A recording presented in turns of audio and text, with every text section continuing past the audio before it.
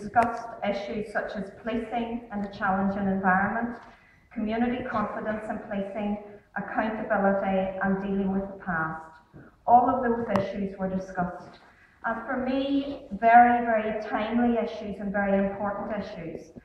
And important not only because we're 10 years on from Patton, and we're marking that, and we're taking the time out to mark that and celebrate that.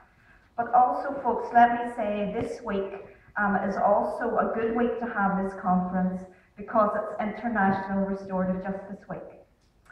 And as most of you know, restorative justice at its core is about change, it's about challenge, it's about moving people on, and it's about healing harms that have been caused.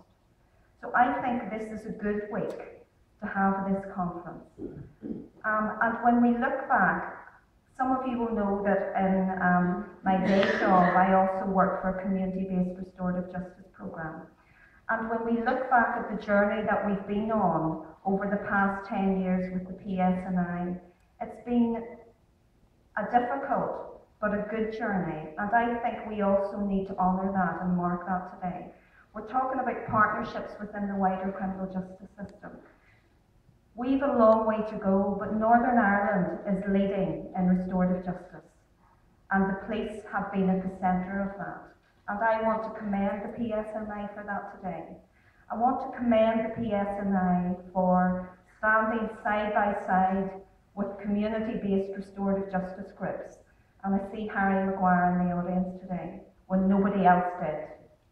I want to commend the PSNI for being on this journey with us over the past 10 years.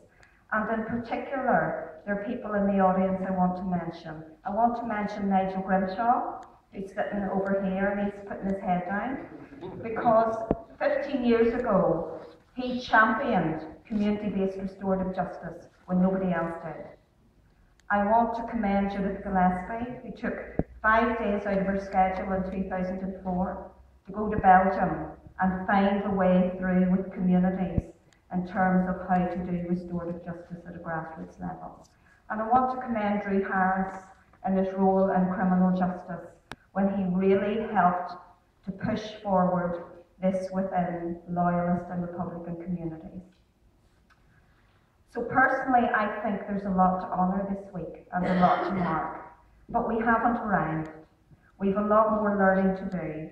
And as well as that theme of restorative justice, yesterday a lot of other themes came through. Some of the achievements we talked about was the human rights agenda and how it has taken centre stage at a policy level, the devolution of justice, and the programme of change through Patton.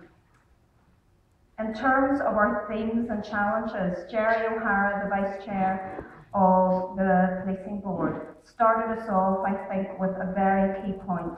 And Jerry, I'm not even going to try and attempt the Irish language phrase because I couldn't, but Jerry talked to us about a phrase within the Irish language that means 20 years of change. We've done 10, and the 10 years that we've done has been mostly about practical and structural change. It's now time to focus on the psychological shift and the cultural shift. And for me, that's at the core of this. That's what we need to be at the centre of our discussions today. Some of the other challenges that came out yesterday was the whole issue of marginalised communities, working with loyalist and Republican communities, young people, vulnerable groups, elderly, and the whole issue of fear of crime. And David Ford, in his speech, talked about partnerships and referred specifically to the PCSPs and the role that they will play at a very local level in terms of building confidence in policing. We also had the challenge to the wider criminal justice system around making it speedier, more responsive, and more joined up. And another key thing, which is our thread, and goes back to the whole restorative justice thing, is policing with and within the community. Yesterday we also spent some time talking about that whole thorny issue of dealing with the past.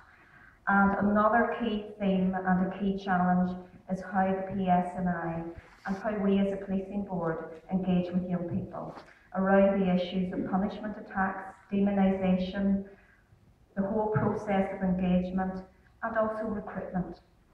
Because we heard yesterday, and I think it was a challenge to all of us in the afternoon session, police officers are getting older.